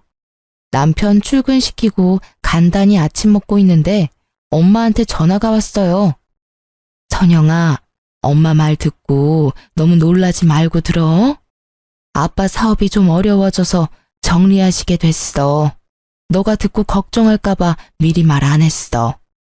그게 정말이에요? 아무리 그래도 나한테 말은 해줬어야지. 사업이 많이 힘들어졌던 거예요? 그럼 회사 문을 닫았단 거예요? 그렇게 됐어. 직원들도 다 내보냈고. 너도 아기 문제 때문에 걱정이 많은데 더 스트레스 받을까봐 말 안 했지. 아빠는 괜찮으니까 너무 걱정하지 마. 제가 중학생 때부터 하셨던 회사였고 작지만 꽤 탄탄하다고 생각했는데 문까지 닫았다니 너무 충격이었죠. 저는 심란한 마음으로 남편이 회사에서 돌아오자마자 말을 해줬어요. 뭐라고? 문을 닫았다고? 아니 나한테 한마디 말도 없이? 뭐? 아빠가 본인 회사를 정리하는데 왜 당신한테 말을 해야 돼? 아니, 내가 경영학과 나오기도 했고 난 때 되면 내가 넘겨받을 거라고 생각했는데 이렇게 되니까 너무 당황스러운데? 자식이 당신 하나인데 어차피 당신은 그쪽으론 배운 게 없어서 못 물려받을 거고 그래서 당연히 내가 해야 된다고 생각했던 거지. 참나, 우리 아빠가 그런 말을 한 번도 하신 적도 없는데 몰래 그런 생각까지 하고 있었다니. 지금 내가 더 당황스러운데 아버지 회사 정리하셨다고 해도 당신한테 피해가는 일 전혀 없으니까 너무 그러지 말아줘. 안 그래도 속상하니까. 왜 피해가는 게 없어? 엄청난 손해를 본 건데 사업하실 때랑 지금 다 망하고 난 거랑 상황이 같아? 솔직히 내가 당신 하나 보고 결혼 결정한 거 아니잖아. 그건 당신도 마찬가지 아니야? 왜 그렇게 말을 정 떨어지게 해? 그리고 내가 언제 망했다고 했어. 정리하신 거라고 했지. 난 당신이 위로해 줄 줄 알았는데 이렇게 나오니까 너무 황당하네. 황당한 건 나야. 나 좀 혼자 있고 싶으니까 좀 나가. 옆에서 떽떽거리고 있지 말고. 남편은 심지어 인상을 쓰며 저를 방에서 쫓아내기까지 하는 게 아니겠어요? 여지껏 한 번도 저에게 이렇게 대한 적이 없었는데 말이죠. 저는 너무 황당해서 쾅 닫힌 안방문을 한참 노려보고 있었어요. 물론 서로 집안 보고 한 결혼이었지만 같이 산 세월이 몇 년인데 한순간에 태도가 변하다니. 솔직히 어이가 없더라고요. 그렇게 남편과 냉전 아닌 냉전이 시작됐어요. 제가 말을 안 하니까 남편도 저한테 말을 안 걸더라고요. 아침에도 혼자 준비해서 회사에 휭 가버리고 밤늦게나 새벽에 들어오는 날들이 점점 많아지기 시작했죠. 예전부터 산부인과에서 정해준 날엔 전날에 야근을 하더라도 당일엔 일찍 들어오던 남편이었는데요. 냉전을 하기 시작하면서 제가 그날이라고 메시지를 보내도 답도 없더니 보란 듯이 또 새벽에 들어온 거 있죠. 당신 진짜 이럴 거야? 한 달에 한 번인데 그날만큼은 지켜줘야 되는 거 아니야? 너야말로 미친 거 아니야? 지금 말도 안 하고 사는데 무슨 이참에 할 말 좀 하자. 너 애 못 갔잖아. 온갖 검사를 다 하고 병원에 돈을 쳐들여도 안 되잖아. 이제 그만하고 나가서 일해. 뭐? 당신 어떻게 말을 그딴 식으로 해? 아주 벼르고 있었니? 그래, 내가 꾹꾹 눌러왔던 거 이참에 다 말한다. 어차피 임신도 못하고 네 아버지 사업 망한 마당에 애 갖는 것도 의미 없고 나랑 계속 살고 싶으면 직장 구해서 일해. 집에서 빈둥대고 있지 말고. 알았어? 이제야 본심이 나오네? 여지껏 그렇게 생각했어? 네 돈으로 집에서 빈둥대고 있어서 돈 아까웠니? 내가 아이 문제로 얼마나 힘든지 알면서 어떻게 그렇게 말할 수가 있어? 그러니까 이제 그만 포기하라고. 산부인과에 돈 좀 그만 처바치고. 남편은 소리를 지르고는 심지어 식탁 의자를 던져버리기까지 하더라고요. 그런 폭력적인 남편의 모습을 한 번도 본 적이 없던 저는 너무 놀라서 손이 부들부들 떨릴 정도였어요. 남편은 그 길로 집을 나가버렸고 며칠을 안 들어오더라고요. 저는 안 그래도 힘든 친정에 하소연을 할 수도 없고 들어줄 친구도 없어서 혼자 분을 삭히며 집에서만 웅크리고 지낼 수밖에 없었어요. 그렇게 며칠이 지나고 시모한테 전화가 왔죠. 오늘 집으로 좀 와라. 내가 목록 보내줄 테니까 올 때 마트에서 장 좀 봐와. 그러고는 대뜸 끊어버리는 게 아니겠어요. 가뜩이나 황당한데 장볼 목록을 엄청나게 길게 보내왔더라고요. 어이가 없었지만 일단 오라니 시댁으로 갔죠. 제가 들어오는 걸 본 시모가 대뜸 소리를 삑 지르더라고요. 너 내 말이 우스워? 내가 장 봐 오랬는데 덜렁 빈손으로 온 거야? 아, 장 봤어요. 올 거예요. 때마침 초인종이 울렸고 제가 미리 마트에서 주문한 것들이 배달되어 왔죠. 내가 마트 가서 장 봐 오랬지 누가 배달시키랬어? 배달은 누가 못 시켜? 네가 하나하나 다 고르고 담아서 사왔어야지. 요즘 다 배달시키는데 힘들게 뭐하러 그래요. 장 보면 제가 택시 타고 다 들고 오란 거예요. 이렇게 배달시키면 서로 편하고 얼마나 좋아요. 시모는 기가 막히는 표정으로 입을 벌리고 저를 보고 있더라고요. 아주 기가 막히네, 기가 막혀. 사기 결혼까지 한 주제에 어쩜 이렇게 버릇이 없는지. 넌 예전부터 그랬어. 할 말 따박따박하고. 사기 결혼이라뇨? 그게 무슨 말이에요? 니네 집 망했다며? 결혼하고 5년 만에 개털이 됐는데 이게 사기 결혼 아니면 뭐니? 앞으로 네 뒤치다거리를 우리 아들이 다 해야 되잖아. 어쩐지 내가 결혼할 때부터 반대하고 싶더라니. 이럴까봐 사업하는 집안은 안 된다고 그렇게 말을 했는데 아이고 망했어. 앞으로 남들 부끄러워서 어떻게 다닐 거야? 그게 무슨, 제 아버지가 사업 정리하신 게 남들 부끄러울 만큼 잘못한 일은 아닌 것 같은데요. 왜 이러시는지 모르겠는데요. 더 있으면 더 안 좋은 소리 듣고 저도 화날 것 같으니까 이만 가볼게요. 저는 화가 나서 주체할 수 없을 것 같아 시댁을 나와버렸어요. 등 뒤에서 시모의 날카로운 소리가 가슴을 후벼 파더군요. 저 싸가지 없는 것 좀 봐. 집안 빼면 볼 것도 없는 거 집안에 들여놨더니 애도 못 낳고 생거지가 됐으니 저걸 어째? 아이고 내 팔자야. 아니 이렇게 저를 대하는 게 180도 달라져 버렸는지 한순간에 돌변해버린 남편과 시댁의 태도에 너무 큰 상처를 받고 말았죠. 지난 결혼 생활 동안 같이 웃으며 화목하게 지냈던 건 모두 연기였단 생각이 들더라고요. 제 결혼 생활은 모래 위에 지어졌던 겉만 번지르르한 멋진 모래성이었던 모양이에요. 아무리 멋지고 예쁘면 뭐하나요? 한 번에 허물어져 버리는데 말이죠. 모든 게 허무하게 느껴지면서 도대체 제가 왜 시댁에 잘 보이려고 노력하고 아기를 가지려고 애를 썼는지 다 헛수고처럼 느껴졌어요.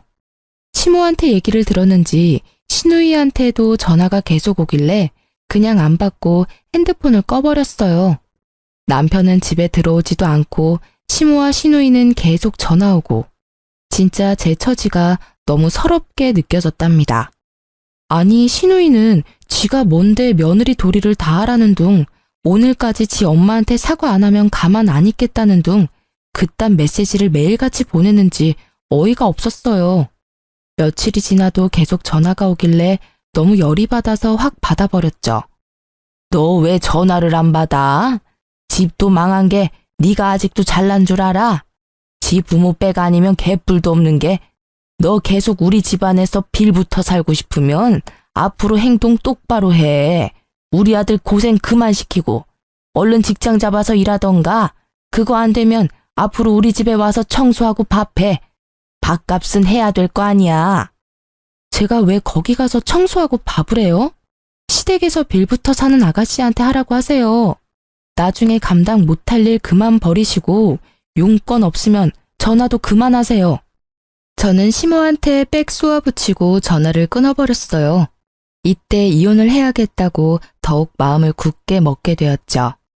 남편도 집에 안 들어오고 시모도 말하는 투가 이혼을 바라고 있는 것 같았거든요. 그것보다 시댁 식구들의 가면 속에 본 얼굴을 보게 되니 참 역겹더군요. 어떻게든 내가 당한 것보다 몇백 배는 더 갚아주고 이혼하리라 다짐했어요. 남편이 집에 들어오거나 말거나 신경도 쓰지 않았더니 이번에는 집에 들어와서 제 속을 뒤집어 놓기 일쑤더군요. 일자리는 좀 알아보고 있어? 결혼 전에 일하던 데는 생각하지 말고 눈을 확 낮춰서 찾아. 어차피 당신 능력도 안 되잖아. 전문직도 아니고 지금 찬밥 더운 밥 가릴 때야.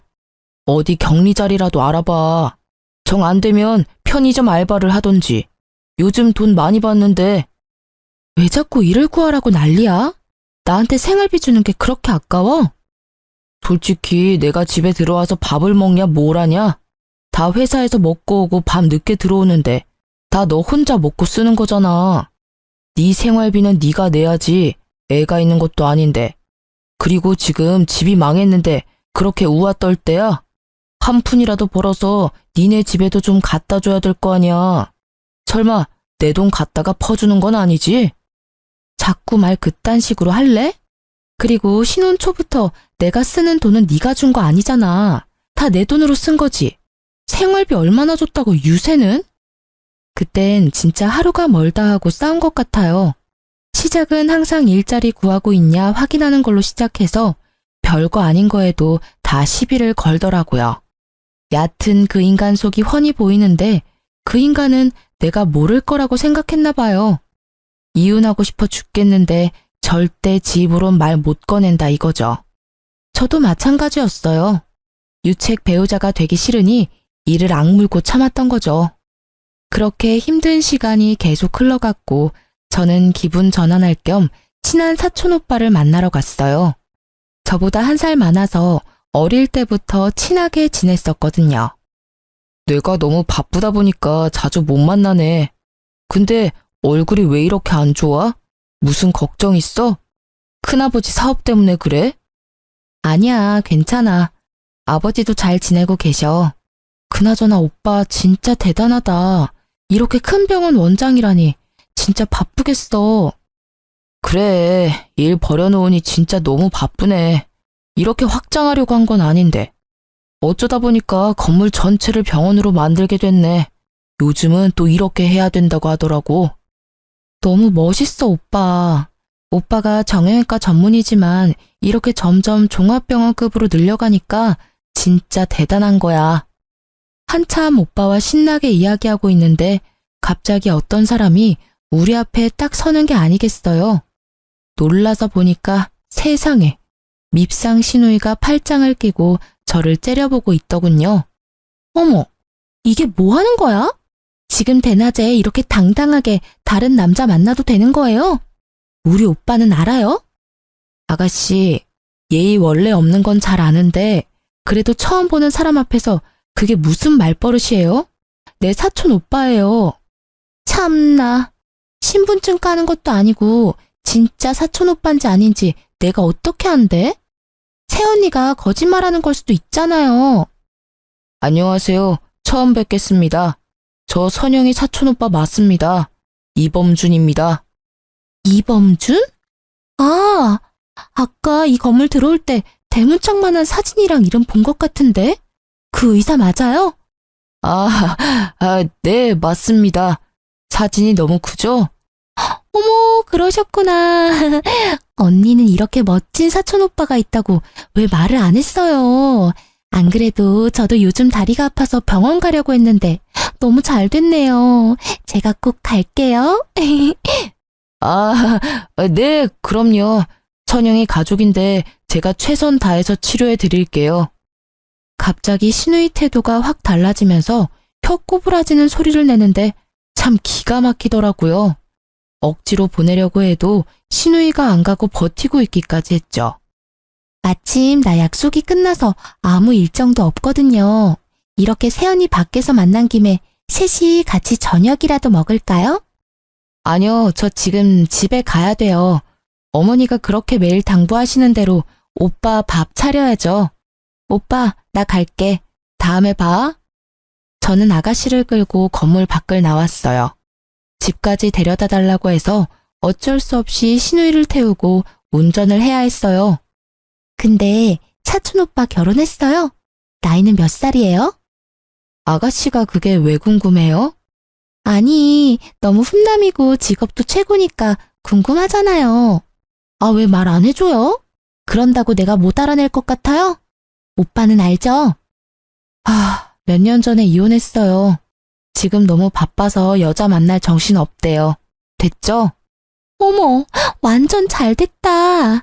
우리 둘 다 한 번씩 갔다 왔네. 뭐가 잘 됐다는 건지 진짜 기가 막히더라고요.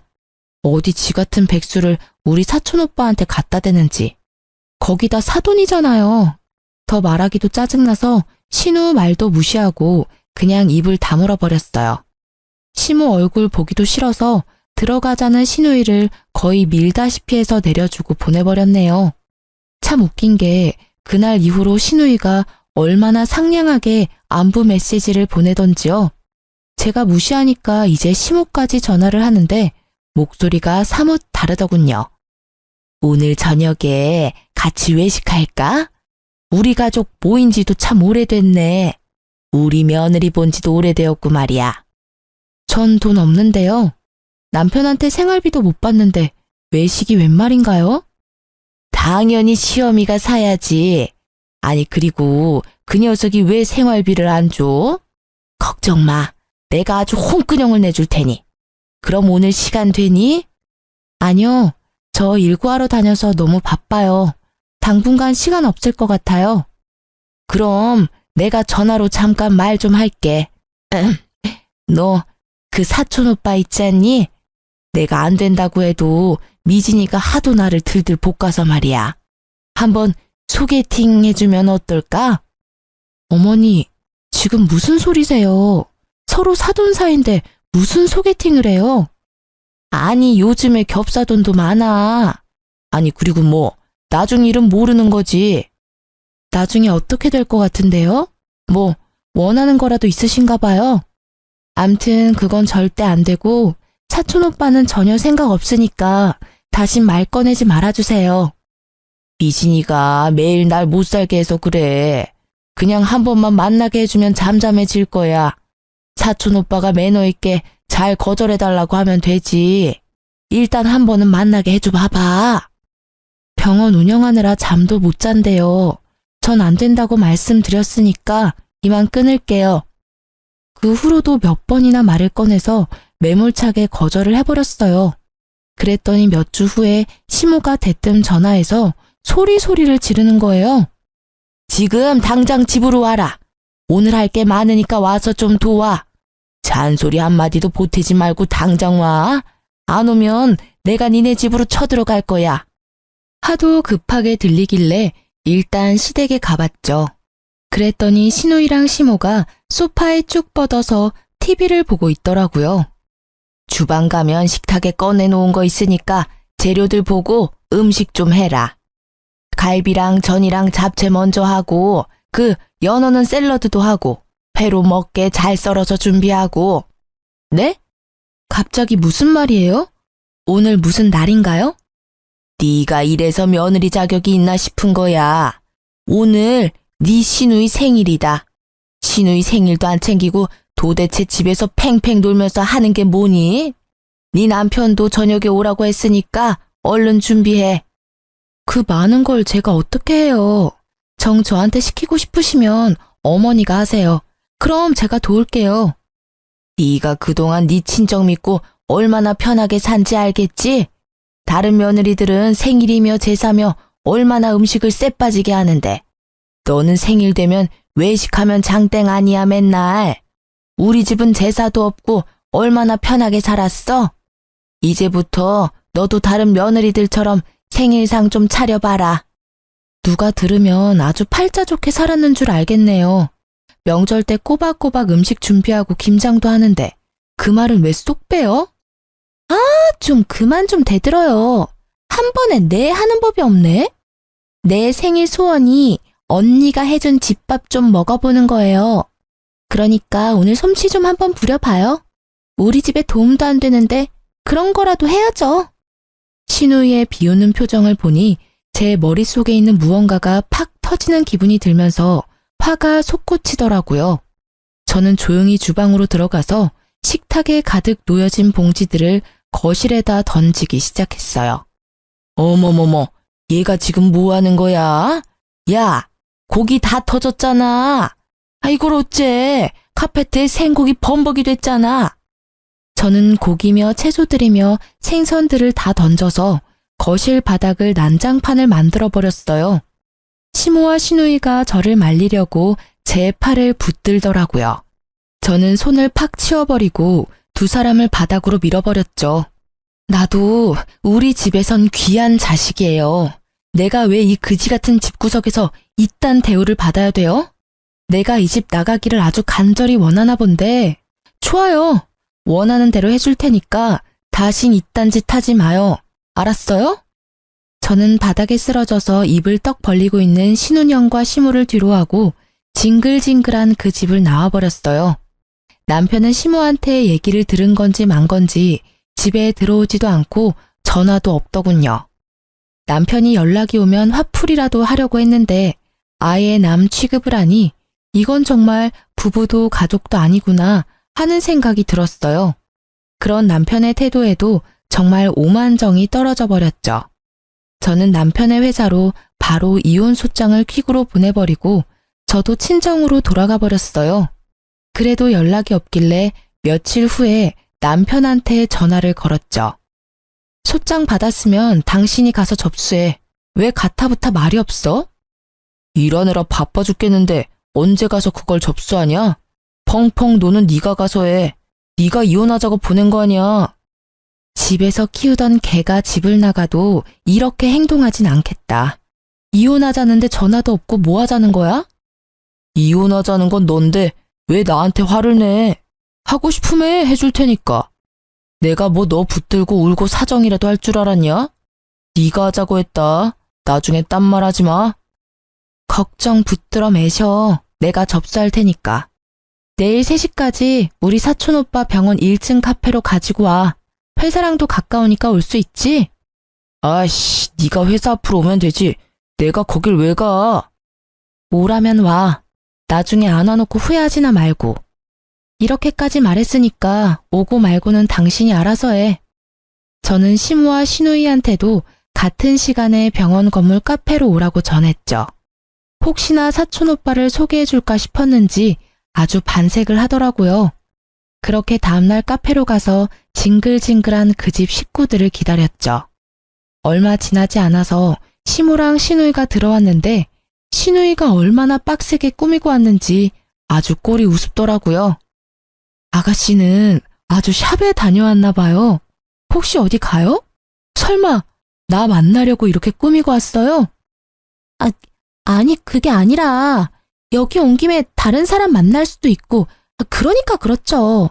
그리고 나 원래 이러고 다녀요. 아, 그래요? 여기까지 왔는데 사촌 오빠 불러서 인사나 할까요?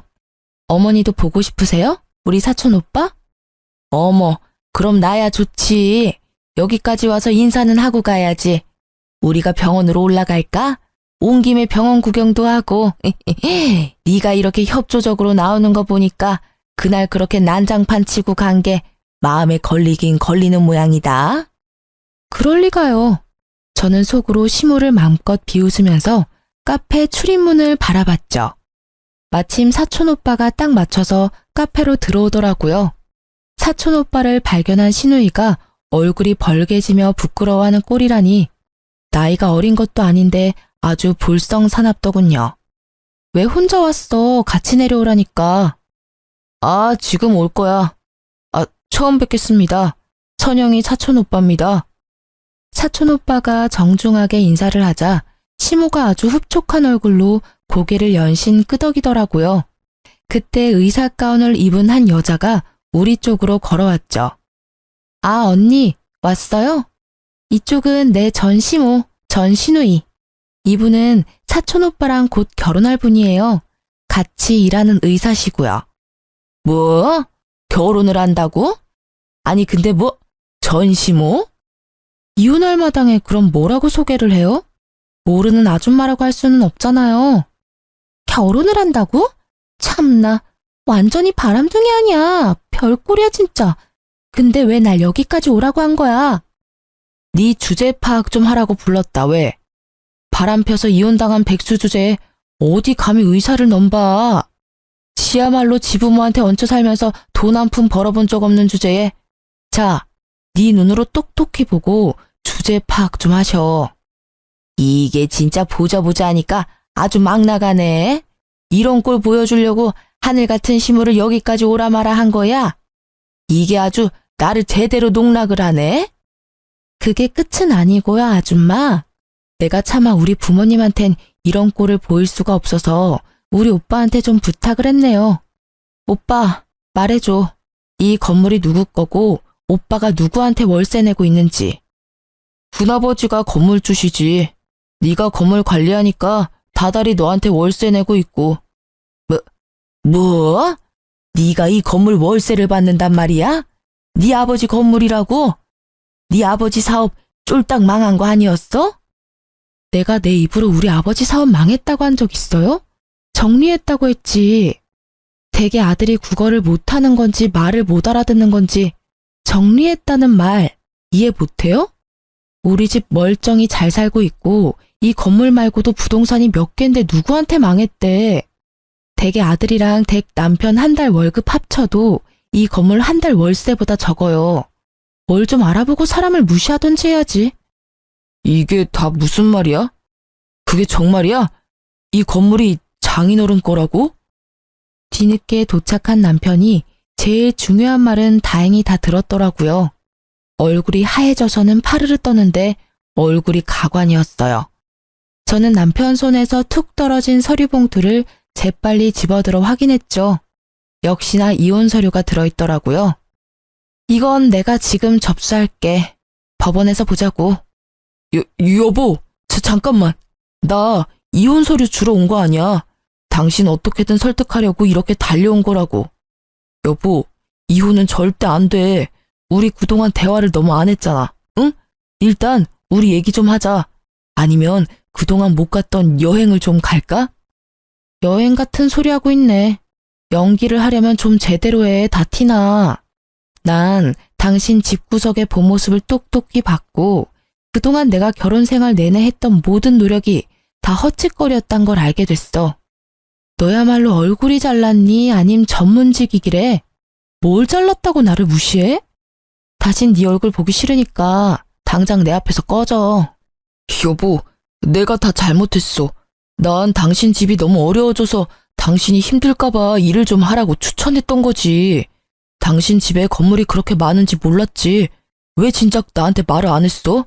내가 알았으면 우리 사이가 이렇게까지는 안 됐잖아. 그래, 얘 말이 맞다. 가족끼리는 비밀이 없어야지. 어쩜 그런 사실을 감쪽같이 속이니? 니네 집이 그렇게 부자인 걸 알았으면 우리가 사업 접은 거 가지고 그렇게 걱정을 했겠어? 더 이상 어떤 말도 듣고 싶지 않아서 저는 무시하고 가려고 뒤돌았어요. 그랬더니 남편이 제 팔목을 세게 잡고 안 놓는 거 있죠? 보고 있던 사촌 오빠가 화가 났는지 남편 손을 비틀어 버리더라고요. 내가 보는 앞에서도 이 지경인데 그동안 애를 얼마나 구박했을지 안 봐도 알겠네. 절대 이렇게 넘어가면 안 되겠어. 큰아버지한테 다 말하고 법적으로 소송이라도 해서 당장 내 동생한테서 떨어뜨려 놔야지. 안 되겠네, 이 집구석. 사촌 오빠가 저를 데리고 카페를 나왔고 저는 그 길로 친정에 가서 그동안 있었던 모든 일을 말할 수밖에 없었죠. 아버지는 화가 나셔서 합의가 아닌 소송 이혼을 하자며 당장 변호사에게 전화하셨고 엄마는 제 손을 잡고 눈물을 흘리셨어요. 네가 천의 고아도 아니고 왜 이렇게 힘든 일을 가지고 혼자 끙끙 앓았어. 당장 아빠 엄마한테 말했어야지. 그 천박한 집구석을 왜 너 혼자 상대하고 다 당하고 있었어, 이 맹추야. 아빠 엄마도 힘든데 나까지 이혼한다고 하면 가슴 아플까봐 그랬지. 이건 너 혼자 해결할 일이 아니야. 앞으로는 아빠한테 맡겨라. 분명히 이혼 안 한다고 난리를 칠 테니 변호사 확실히 준비해서 소송하자. 아니나 다를까 아버지 말대로 남편 놈은 이혼은 절대 못한다고 결사적으로 반대를 하더라고요. 그래서 결국 이혼 소송으로 갈 수밖에 없었답니다. 아이가 있었다면 더욱 길어졌을 소송이었는데 그나마 6개월 정도 걸린다고 하더라고요. 아버지는 그 집구석에서 연락이 직접 오지 못하도록 모든 걸 변호사를 통해서 진행을 했어요. 그랬더니 더욱 약이 오른 남편 놈이 계속 연락을 해오고 지가 죽어도 이혼은 절대 안 된다고 발악을 하더라고요. 친정집 앞에 찾아와서 부모님을 만난다면서 소리 지르고 문을 계속 두드리기까지 했죠. 이 자식이 진짜 미쳤나? 내가 다 변호사 통해서 전달하라고 했지. 네가 뭔데 내 집에 찾아와서 행패야. 아버님, 제발 한 번만 기회를 주십시오. 제가 그동안 아버님께 얼마나 충성하고 잘했습니까? 예? 부부 사이에 싸움 조그만 거 가지고 잘 사는 부부 이혼시키실 수 있어요? 그래, 아주 개처럼 설설기며 잘했지. 어떻게든 내 주변 콩고물 좀 얻어먹을까 하고. 나중에 나 죽으면 내 사업 어떻게 물려받을까 노리고 있던 거 내가 모를 것 같아? 내가 니놈 속 빤히 알면서도 사위니까 봐줬던 건데 감히 네가 내 귀한 딸을 그런 식으로 취급해? 당장 꺼져. 내 눈앞에 또 보이면 그냥 소송으로 안 끝날 줄 알아. 친정아버지가 화를 내며 쫓아내도 바지가랭이 붙잡고 이혼 못한다고 질질 짜기까지 하는 거 있죠. 그렇게 저한테 냉정하게 대하면서 알바라도 하라던 모습과는 아주 딴판이더라고요. 저는 제가 승소할 자신이 있었기에 어떤 반응도 보이지 않았고 연락도 당연히 받지 않았어요. 지도 안 되겠는지 나중에는 방법을 바꿔서 제가 수입과 재산을 숨겼다면서 자기도 법적으로 대응하겠다고 엄포를 놨죠. 긴 소송 끝에 드디어 승소 판결이 났고 살고 있던 집도 7대 3으로 나누라는 판결을 받을 수 있었어요. 남편이 산 집이었지만 제 몫을 받을 수 있었죠. 저에게 돈이야 큰 의미가 없었지만 남편을 괴롭게 하기에는 돈 문제가 최고인 걸 아니까 어떻게든 더 많이 재산 분할을 받으려고 노력했던 부분도 있었어요.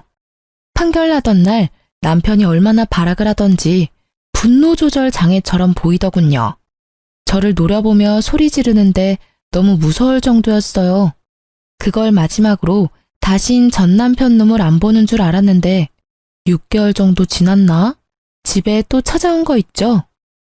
여보, 당신은 나 없이도 잘 지내 보이네. 난 당신 없으니까 살아도 사는 것 같지가 않아. 여보, 우리 다시 합칠 수 없을까? 여기 또 찾아오면 바로 경찰 부른다고 했지? 이혼한 지가 언젠데 왜 온 거야? 당장 꺼져. 전 남편은 얼굴이 아주 초췌해져 있더라고요. 한눈에 봐도 정상적으로 보이지 않았죠. 아무리 생각해도 날 일으켜줄 수 있는 건 당신뿐이야. 여보, 우리 제발 다시 시작하자. 내가 정말 잘할게. 내가 당신 마음을 아프게 했다면 한 번만 용서해줘. 저는 바로 경찰을 부르려고 핸드폰을 들었죠. 그걸 보고는 남편이 거칠게 제 핸드폰을 확 낚아채는 게 아니겠어요? 사람이 말을 하면 좀 들어봐. 정 다시 못 살겠다면 그럼 돈 좀 빌려줘. 당신 돈 많잖아. 당장 3천만 좀 빌려줘. 너무 급해서 그래. 은행 대출도 다 풀이라 받을 데도 없어. 언젠 그지라고 무시하더니 돈 빌릴 사람이 그렇게 없어? 어떻게 이혼한 전 부인을 찾아와서 돈을 달래? 진짜 미친 거 아니야? 아이씨, 미진이 그년이 또 사고를 쳤어. 이번엔 유부남이랑 바람이 나서 상간녀 소송을 당했어. 당장 내일까지 3천을 마련해야 되는데 생각나는 게 당신뿐이었어. 그 일로 우리 엄만 충격받아 쓰러져서 뇌출혈로 입원하셨고 우리가 부부로 산 정이 있잖아. 딱 한 번만 도와주면 안 될까? 그렇게 잘난 집구석에 돈 3천이 없니? 완전 그지들 주제에 나한테 그렇게 했어? 그러게 마음 심보 좀 잘 쓰지 그랬어. 누가 알아? 그랬으면 나중에 건물주 됐을 수도 있잖아. 네 복을 네가 걷어차놓고 어디서 하소연이야. 지금 당장 안 꺼지면 경찰이 데려갈 테니까 그렇게 알아. 저는 끈질기게 제 손을 잡으려고 하는 남편놈을 세게 밀어버리고 집으로 확 들어와 버렸어요. 10분 후에 확인해보고 안 가면 바로 경찰 부르려고 했는데 보니까 각오 없더라고요. 끝까지 참 비겁하고 추한 인간이라는 생각이 들더군요. 어떻게 저딴 놈을 남편이라고 밥 해먹이며 관리해주며 살았는지 후회만 될 뿐이었네요. 다행인 건 그 후로 전 남편 놈을 다시 보진 않았단 점이죠. 사실 저는 결혼 전부터 아버지 건물을 관리하고 있었어요. 건물 관리며 시설 관리도 공부했고 세금에 대해서도 공부하면서 건물 관리에 대해서 꽤 지식도 있는 편이고요. 남편은 집에서 노는 전업주부라면서 저를 무시했지만 사실 저도 건물 관리하고 월세 받고 직원 관리하면서 바쁘게 지냈었거든요. 남편과 사이가 좋을 때는 혹시나 남편이 알게 되면 그냥 다 말하고 같이 관리하면 어떨까 했었는데 지금 생각해보면 남편 놈한테 말하지 않은 것이 천만 다행이었네요. 이혼한 지 몇 년이 흐른 지금 저는 여전히 건물 관리하면서 부모님과 함께 지내고 있어요. 대책 없이 사랑만 쫓는 결혼도 위험하지만 별다른 사랑 없이 조건만 대충 맞춘 결혼도 참 위험한 짓이죠. 주변 사람들이 다 그렇게 결혼한다고 해서 저도 별 생각 없이 떠밀리듯이 결혼했었는데 지금은 정말 잘못한 거라는 생각을 해요. 남들 인생이 아닌 내 인생인데 나 스스로 생각하고 결정해야 하는 건데 말이죠. 그래서 이제라도 제가 원하는 삶을 선택해서 스스로 한번 살아보려고요. 이 나이에 홀로서기 하는 것도 웃기지만 아직 인생에 남은 날이 많기에 오로지 저에게만 집중해서 살아보려고 한답니다. 사연을 들어주신 여러분도 충만한 삶을 지내시길 바라면서 제 이야기를 마칠게요. 들어주셔서 감사합니다.